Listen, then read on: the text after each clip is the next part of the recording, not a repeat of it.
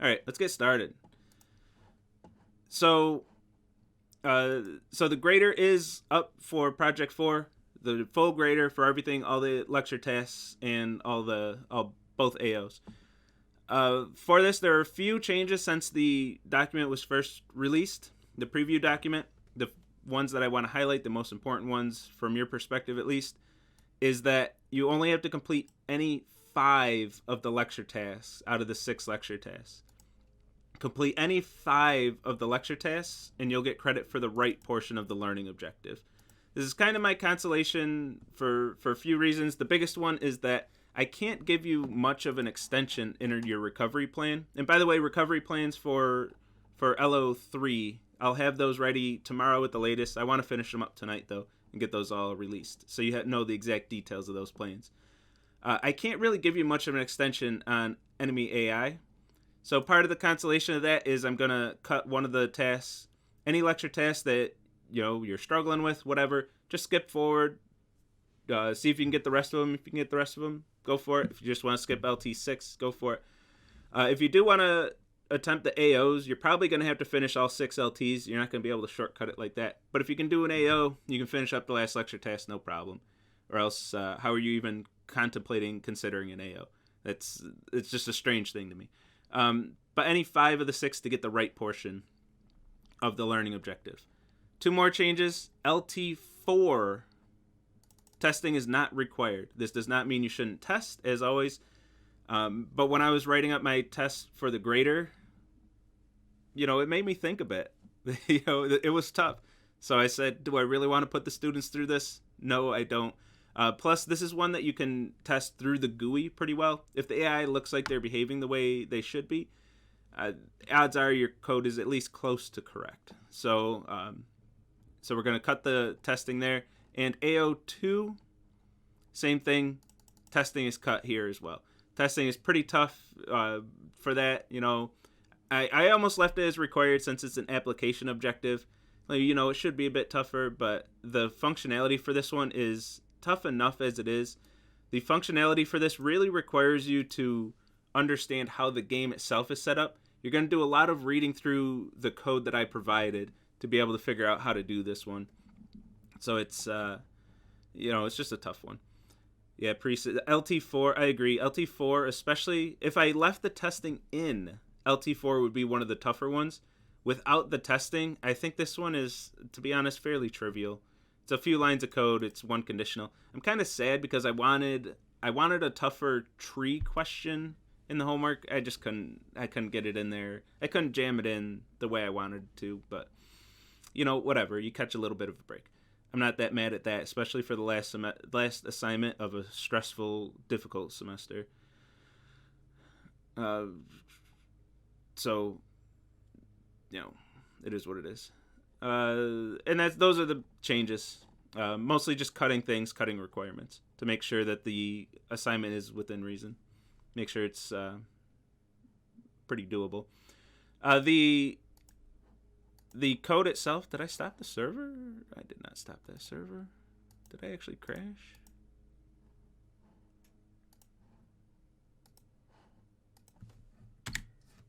Oh, yeah, the AI just have nothing to target. If you complete all of the LTs and both AOs, especially AO2. AO2 is where everything comes together, where you start using all of the behavior that you built. Once you finish AO2, this is what the game should look like. Once you get within range of these players, the AI is going to start targeting you as they go through their decision tree and decide what to do. If I'm out of range, they just sit there. Once I get within range, they start hunting me down. And once they're within firing range, they start shooting. That's how the AI should behave once you have everything complete, all the AOs. And sometimes they do get stuck on walls. It's a bug that I know what's causing it. I'm not going to fix it this semester. Just because it's that time of the semester.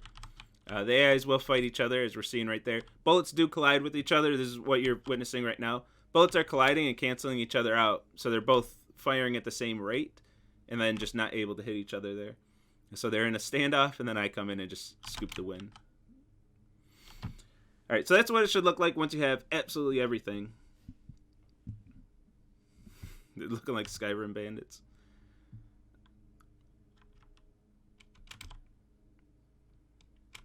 And any other questions on this? I'll stare at chat for a little bit. Make sure there are no open questions. Yeah. Oh, that's what you mean. Must have been the wind. Yeah, it's easy to evade the AI. We do get stuck on walls a little bit. Yeah, he'll be chasing me down. Then once I get away, must have been the wind, and then they just go about their business. Woo! This guy can even be shooting me and I'll lose him. You lose them on the diagonals, by the way, because they can't move diagonally, but you can. That's where you lose them. I never should have came here. Or, no, yeah, the AI. You never should have came here. Oh, shit, he actually got me. It's not as funny if he gets me. 3 times in a row. Anyway. Could you do an Lt3 explanation? Sure. So the AI needs to path out how to get to me. Like, once I get close to one of these AI and they start targeting me, they have to figure out how to get to me. AO1 is to actually avoid walls. This guy got stuck on a wall again. You know what? Maybe I will end up fixing that. This guy got stuck on a wall. I have to go behind him and get him. So this guy's going to go around that wall and path out a path. Like, say if I'm right here, he's got to find a path here. That'll be the path. For Lt3, you're doing the same thing, except you don't have to take walls into consideration. So if I'm here and you're here, you just find any path to get to the player, any valid path, which there are a lot of. So the trick with Lt3 is actually writing the tests that accept any valid path. Yeah, I talked about the structure of the final so many times. So many times, Blitzkrieg. I feel like you were there for at least one of those times, too. Any other questions on the LT5 and 6 tree or graph? 5 and 6 are graphs. 4 is trees. 1, 2, and 3 are linked lists. AO1 is graphs, and AO2 is trees. And then you follow up with another question. Lay off, man. Oh. All right. If there are more questions about the homework, I'll be happy to answer them afterwards. Or about anything else in the course, I'll be happy to answer. During lecture, I like to keep the questions I answer on topic. So I'm not answering your questions about the final exam when I'm asking if there are questions about the homework. And let's get into this. So today we're introducing binary trees along with their traversals. So binary trees, let's talk about what they are. The lecture task today is actually about linked lists still. Realistically, this should be last Friday's, and last week should have had lecture tasks 1, 2, and 3. It didn't happen that way, so but it's fine, you know what. But with today's lecture content, you can do LT4. You can do up to LT4.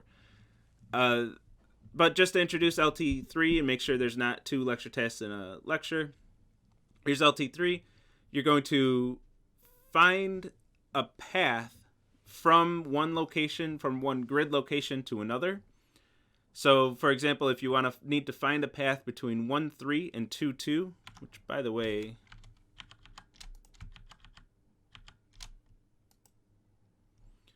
that would be, what did I say? 1, 3. Oh, I hate when I do that. We'll get there. So 1, 3, the origin is in the upper left corner. The positive y-axis is down. So 1, 3 is going to be 1, 1, 2, 3 right here. And you don't have to use this map for testing, but that's where it would be on this map. And then 2, 2 would be 0, 1, 2, 1, 2 right here. So we're finding a path from this location to this location, from this tile to this tile, or this grid location to this grid location. There are 2 valid paths here. 1, 3, 2, 1, no, 2, oh my goodness. 2, 3, 1. This is 1, 3, hold on. I can do this. 1, 3, 2, 3, 2, 2 is a valid path.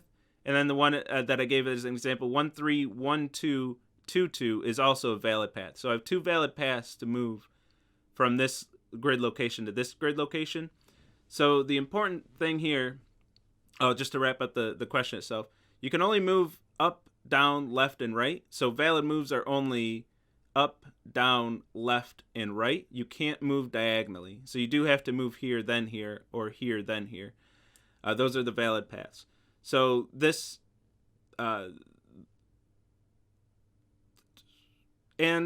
for Lt3, we're ignoring walls. Yeah, quick math. Hey, it's tough. He's choking. Numbers are tricky, especially when you're adding 1.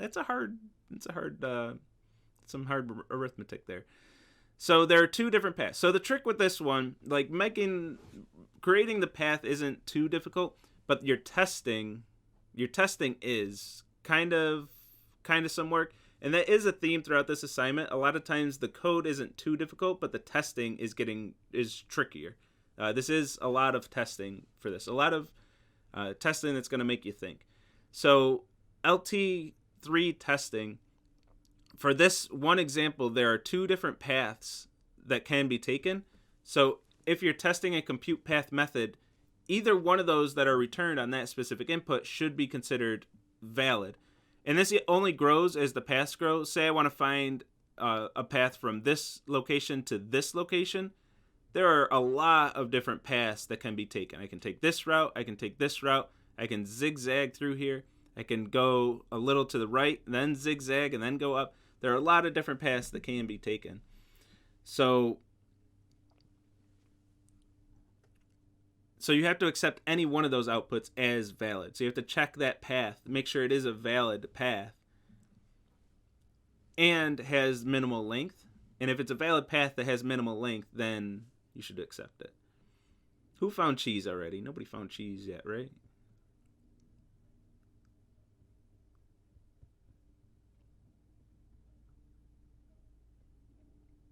Yeah, nobody found cheese yet on this assignment. I don't think anybody's found cheese for any of them.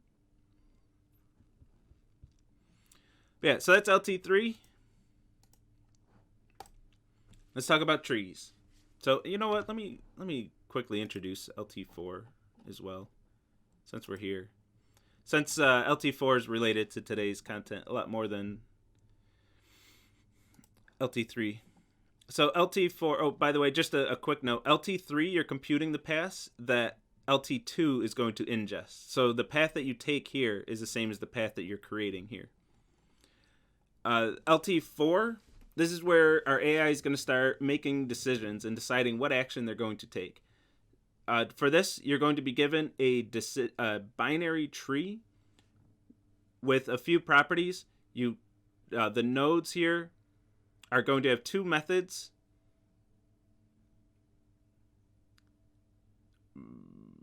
The check. A check method, which is either going to return a negative integer if the correct decision is going to be to the left, on the left child, the left node, or positive int if it's to the right child, and 0 if this node contains the action. Then there's also an action method, which is going to return the action. If this returns 0, that's going to return the action that should be taken. Okay, so let's talk about what trees are.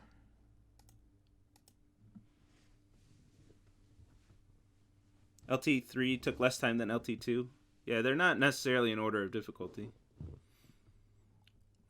At one point, I actually had Lt3 and Lt2 swapped the other way around. So a binary tree. What is a binary tree? Get ready for this one. It's a very the definition of this is very simple. Think of a linked list. Y'all know what a linked list is. Linked list has a value and a reference to the next node in the linked list.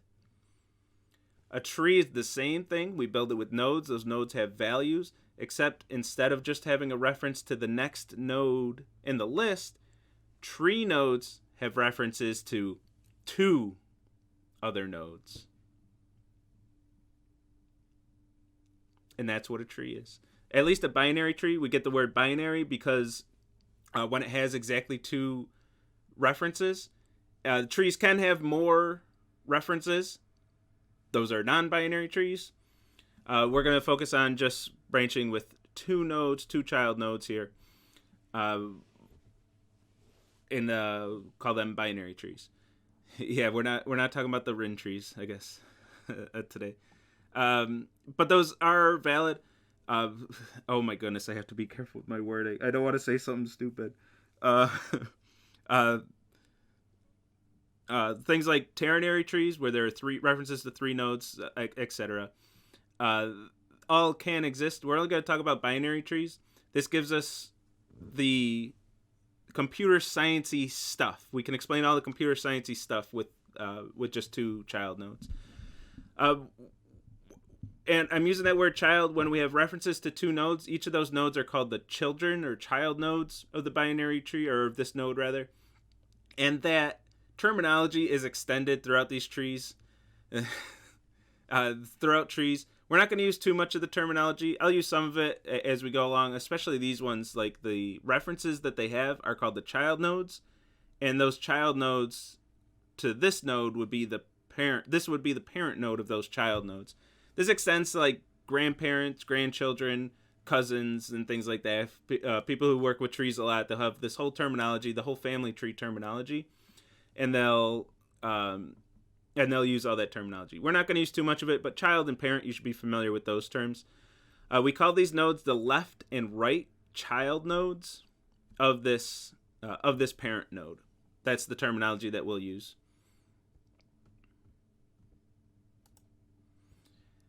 And here's a wonderful binary tree for you.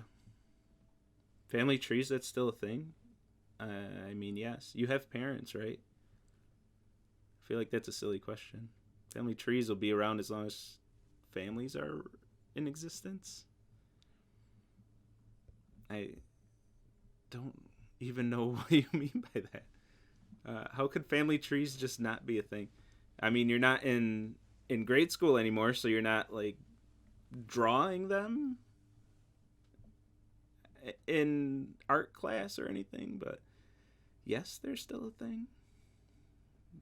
It's more called genealogy now. Once you're a grown up, you're older now, so we call it genealogy, but still generating family trees. All right, so here's a visualization of a binary tree. Where with a linked list really in essence is a reference to the head of the linked list, or the first node in the linked list. We have the same theory here, the same idea here. The binary tree, or a tree, I'm just going to say tree from now on. A tree really is a reference to the first node in the tree, which we call the root node. And I'll usually, in my examples, call the variable root. And in examples, I'll say we have a reference to the root of the tree. That means a reference to the node of the tree that is the top level node, the first node in that tree. We could have a reference to different nodes and have what we call subtrees, a reference to a subtree. If we have a reference to the root of the tree, that's a reference to the first node in the tree. And yes, the root is on the top, not the bottom, because we think of everything backwards. Priest 2, oh, you can't call your own score, though. When did you get 2 on me? And then null marks the end of a list, the end of a tree. So just like a linked list, null indicated the last node. If next was null, that was the last node of the coconut mall. The last node in the linked list. A null is going to determine a terminating node. I don't know. It means there's nothing there. It means there's not another node on to this node. What I'm showing here is what we call a fully balanced binary tree. where every node either has a left and a right child or no children at all. If every single node is like this and the left and right, the size of the left and right tree is the same for every single node in the tree, we call that fully balanced. I'm doing this because it looks pretty on a slide, not for really any other reason. I can easily have an example like this. This is a perfectly valid tree. This is acceptable. This is a tree. It works. Everything's cool with it. It's just not as pretty on a slide. So I'm going to use this tree. No other reason, but it looks pretty on a slide. So don't get too hung up on trees looking always like this, nice and neat and perfect. They can look like this. That's perfectly fine and valid for a tree.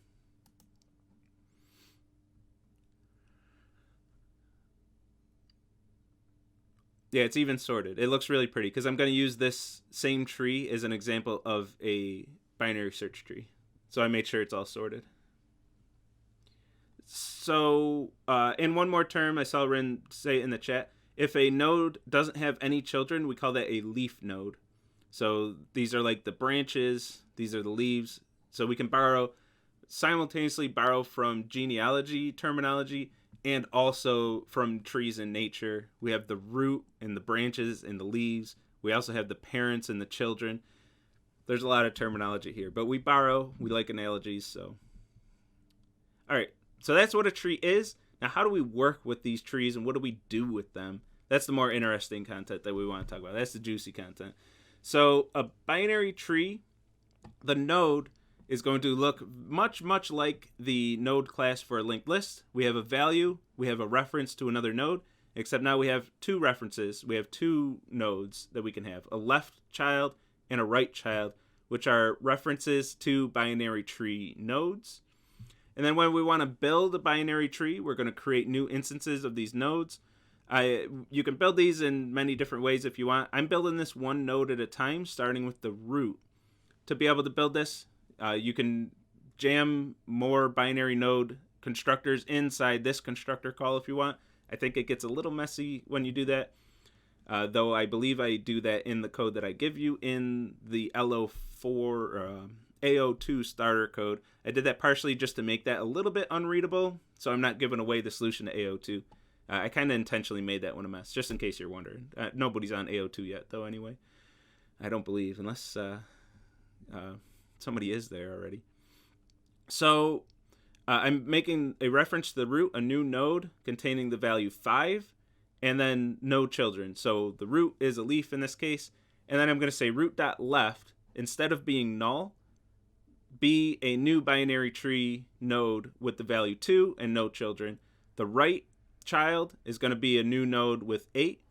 And then the root.left, so this node that has 2, its left, which is currently null, set that equal to a new node with -3. The root.left.right, which is currently null, set that equal to a new node with 4. Right.left, which is null, set that equal to a node with 7. And then right.right, set that equal to a node with 14. You will have to read code like this for your quiz next week. So be aware of that. You will have to parse through code like this and figure out what tree was made. Either that or it'll be a binary search tree and you have to tell me what tree was made. So this code here builds exactly the tree that we saw on the previous slide. It'll build exactly this tree. We created a root with 5. And let's just check one. Node.right.left is 7. Root.right.left is a node with 7 and null.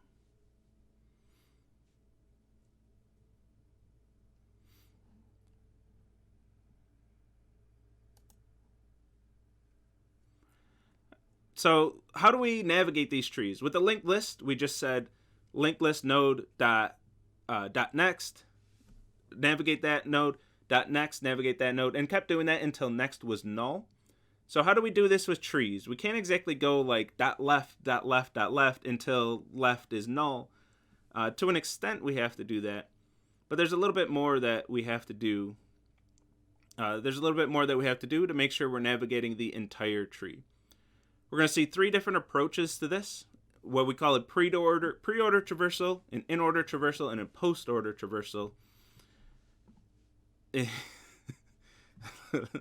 I look at chat and then contemplate how did my life get to here? I don't know if that's what you mean, but that's how I read that. Like, how did I get here in life where this is what I'm doing? Chat makes me wonder that fairly often. All right, so a pre-order traversal, we're going to visit a node's value, then make a recursive call on the left child, then make a recursive call on the right child. So with this, what we want to do is visit every node. When I say visit, I'm going to take a function and call that function on every single value in this tree. Not actually assault, for the record. I didn't assault somebody.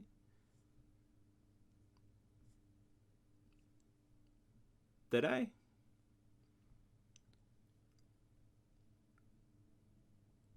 Either pass or not yet.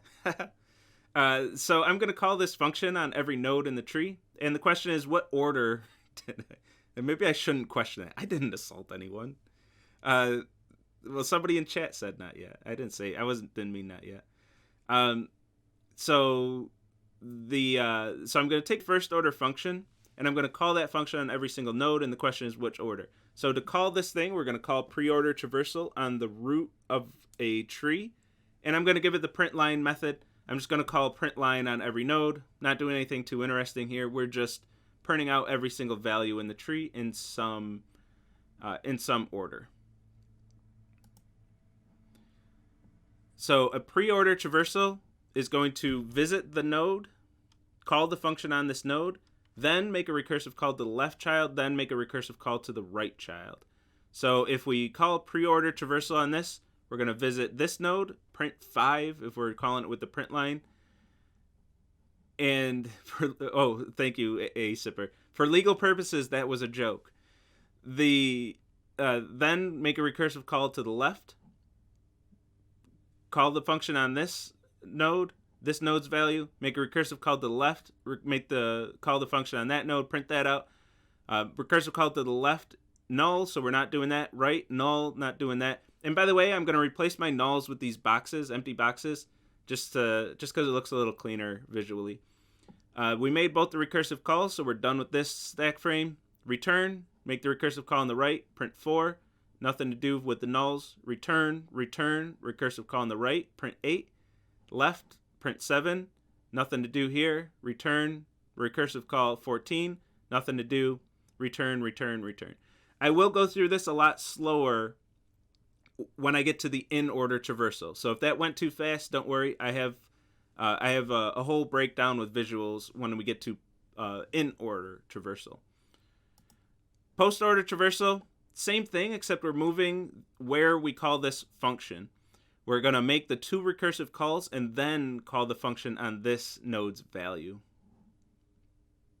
And by the way, I should know that this is recursive. As long as we didn't call this on null, make the recursive call on the left child and forward the function. Make the recursive call on the right child and call the function, and then call the function, or pass forward the function, and then call the function on this node's value. So for this, we're going to make a recursive call, null, recursive call, null, and then visit the node. We got 3. Return, recursive calls 4. Then 2. Recursive call 7. Return, recursive call 14. Return, print, return, and we're done.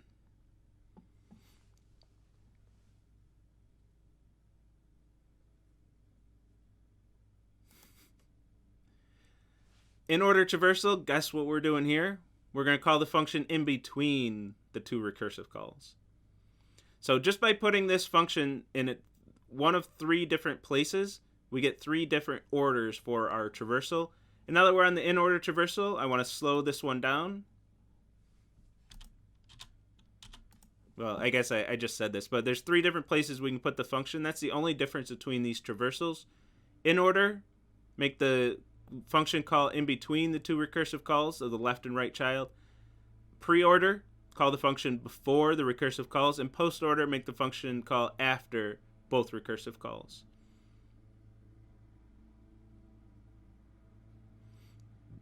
Technocat, bit loss, don't you worry. Because we're about to slow this down and go through nice and slow and in order traversal on this tree. So we rip through pre-order and post-order, and I want to slow down when we go to in order. So we're going to call in order traversal on the root. We're assuming we have a variable named root. That is a reference to the root node in this tree.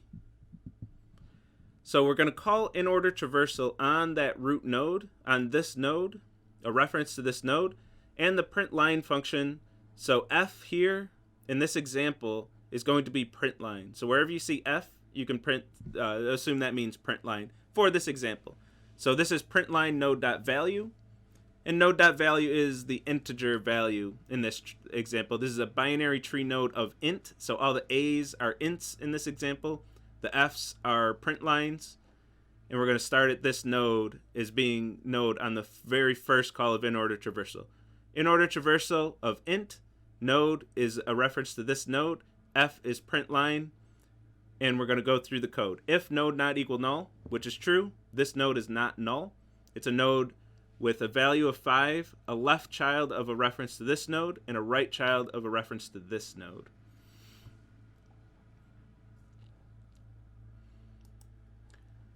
So we put a frame on the stack for this method call, where node is the root and f is print line. And the very first thing we do, the node isn't null, so we're going to make a recursive call. We're going to call in order traversal recursively on this node's left child. So node.left is a reference to a binary tree node of ints in this case, which is this node right here. So this frame is still on the stack, making this call right here.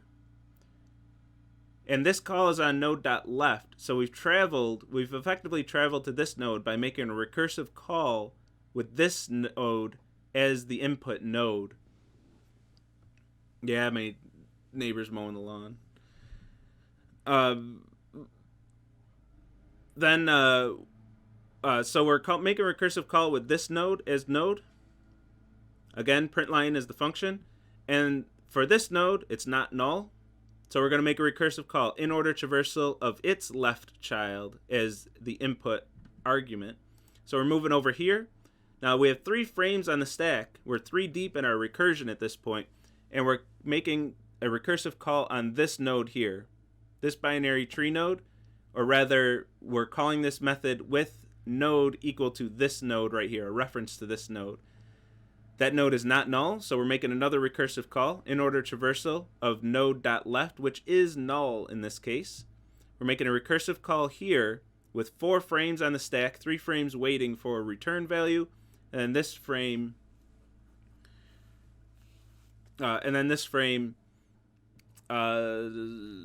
called with node equal to null. Node is null. So we skip over all this. We hit our base case, which just doesn't do anything in this method. Nothing happens, so we just return without doing anything because node was equal to null.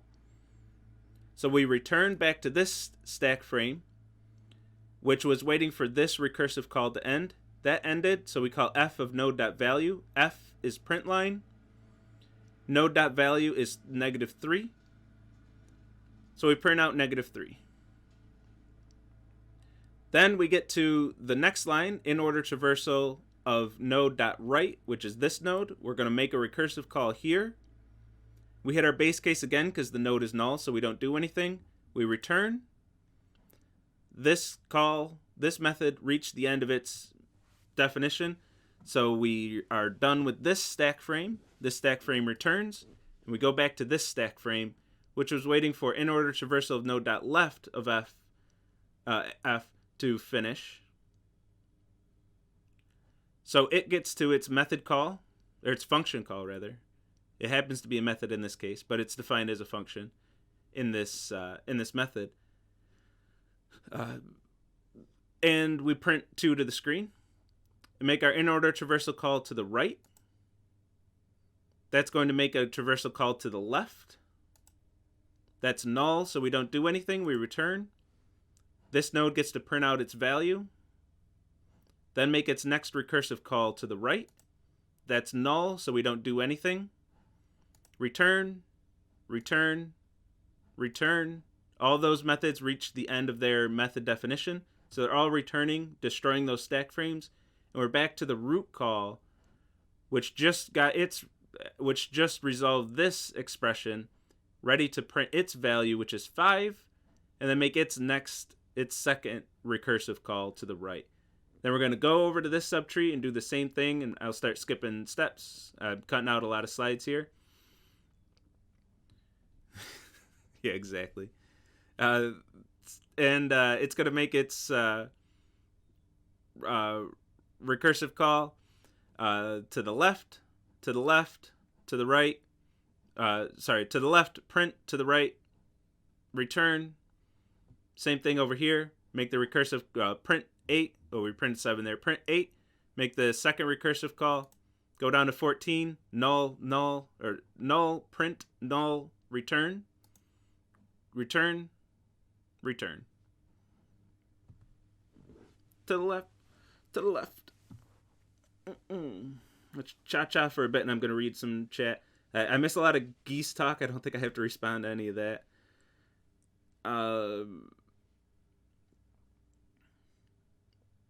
In order traversal is just left to right? Yeah. And that's typically just how we do things in computer science. You could easily make a recursive call node.right and then node.left later and go backwards. But you would blow away a lot of minds because we just always go left then right. I don't know. It's just the convention. It's just what we do in computer science. If binary trees are evolved Superman linked lists, so why linked lists? Because first, because you can't, because linked lists would feel bad if you just didn't use them. So linked lists, there are certain things you can do with linked lists that you can't do with trees in terms of efficiency. So a linked list, your order really matters in a linked list. You have a specific sequence, a sequence of elements. With a tree, you don't really have that. You can pretend that there is through your traversals. You can say in order traversal is a sequence of my nodes. But that's just a lot slower to do a traversal every single time you want the sequence. Was it explained why there are 3 types of traversals? Not really. Next, on Wednesday's lecture, I talk a little bit about it. Sometimes you want a different ordering. Sometimes you don't. So on Wednesday, slight spoilers here, but on Wednesday we'll have expression trees, and the in-order traversal is going to give us an infix expression, and a post-order traversal is going to give us a postfix expression. So there are certain cases where different traversals will give us the same information, but in different representations that we might be interested in. Imagine this question on a quiz. I won't ask you something as simple as here's a tree. What's the traversal return? That would be a pretty easy question.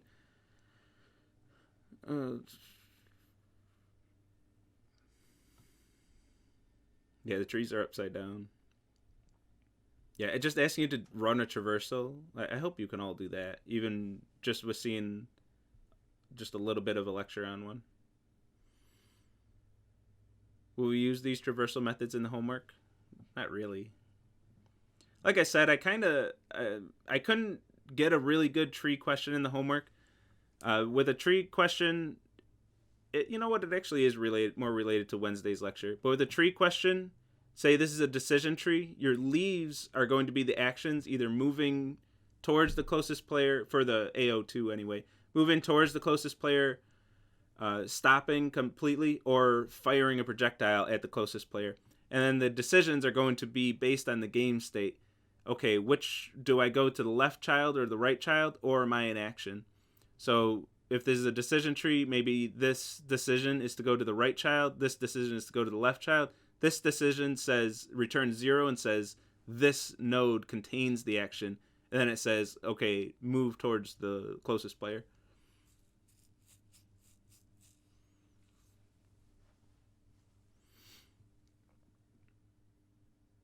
Someday we may learn Jesse's first name.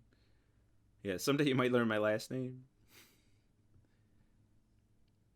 It's actually drop table last names. So here's my challenge. I promised you this would come at some point for those of you who remember me saying that. This is my challenge to you. These 3 methods are super clean in terms of the code. We get a lot of power out of these, and we get different orderings and different traversals here. Very clean, though. 5 lines of code. One of those lines is a close brace, if you even count that. Not a whole lot of code here. And they're recursive. This is where I challenge you. If you're not a believer in recursion, try to rewrite any one of these traversals without recursion. Try to pull out your loops and rewrite one of these methods and have it traverse in the same order without using any recursion. You can use your loops, you can use data structures, you can use variables, you can use whatever you want except recursion. Try to write one of these for me. It is possible. It's certainly possible, but it's a pain. It is not... It's not easy. It's not trivial. If you are taking on this challenge, I'll give you one hint. You're going to want to use a stack at some point. Where here, we're not really doing any work at all. We're just making our recursive calls. But we're leveraging the fact that we can use the memory stack. And the order of the stack frames on that stack is going to do a lot of the work for us. If you want to write this without recursion, you have to re-simulate part of that, what that stack is doing for you in your code, and it's not fun at all. So if you're not a believer in recursion, this is my challenge to you. Rewrite one of these methods. If you ever come to me and say, I don't know, I still don't like recursion, I'm going to ask for your implementation of one of these 3 traversals without recursion, and you're going to be like, well, I didn't do that. And I'll say, well, that's why you don't like recursion, because you skipped that challenge. So, that is today. I thought I was doing this Wednesday. All right, so expression trees. I knew I had an example. I don't know what I was thinking. What I was thinking the example was. So expression trees are binary trees for a very specific purpose, and that's to represent equations, represent arithmetic. So, for example, that expression that we saw in Friday's lecture, it was supposed to be Wednesday, but we pushed it off till Friday. This same expression expressed as an expression tree. Oh my goodness. This expression expressed as an expression tree is going to look like this. The root is going to be the first operator the last operator rather, that we're evaluating, this subtraction. And then the left node is going to be this expression, where this is read 12 minus 4 as a quantity, minus 8 plus 9 divided by 3. So each operator is going to use the operands, the left and right children, as its operands. And some of those operands can be more operators, where this has to be evaluated before this can be evaluated. So we get our order of operations. Everything's represented in here in this tree form. And if we want to evaluate this, we have to start with an expression where each child is an operand. An operator where both children are operands. Evaluate it. Evaluate. Evaluate. Evaluate. And we get the same answer, that -3 that we saw on Friday. Shots when I say expression. And here's where we can use our traversals. I guess I didn't have to spoil this because I'm saying it right now. Here's where we can use our traversals to get different behaviors out of our expression tree. If I want to represent this as an infix expression, I want to write this in infix notation and what we call fully parenthesized. So I have parentheses wherever they can possibly go, even when they're not needed based on order of operations. Then I can I do this with an in-order traversal, where I'm going to print my parentheses and make my recursive calls, and then print out the node's value where it's needed.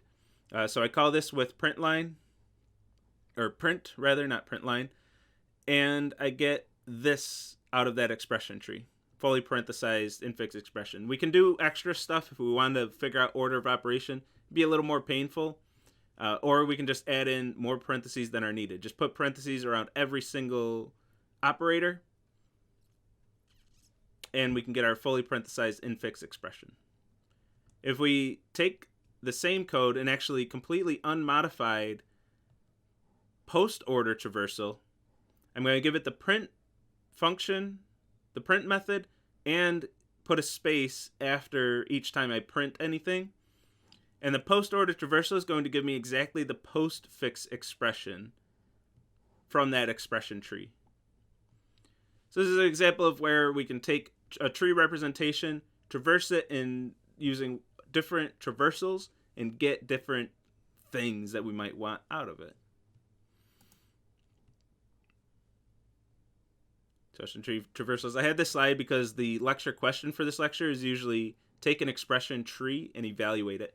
Write a method that evaluates an expression tree. I don't have that anymore, so don't really need that slide anymore. Which brings us back to our lecture tasks with less than a minute to go. What are we going to do for a few seconds? Let's just cut lecture. All right, see you, YouTube.